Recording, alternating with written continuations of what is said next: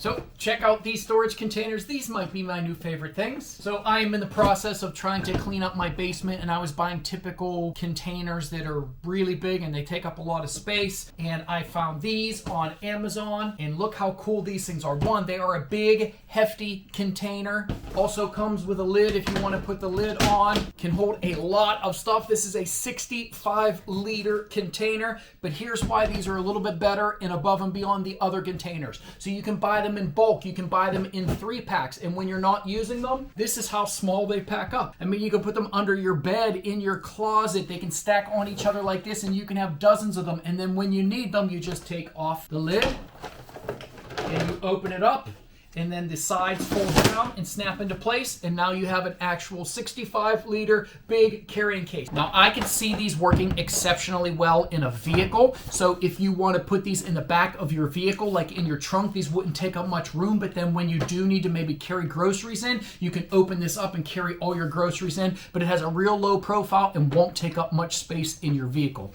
So for me, these things are awesome. If you were looking for a storage solution that folds up nicely, these are containers that I'm using and that I would definitely recommend.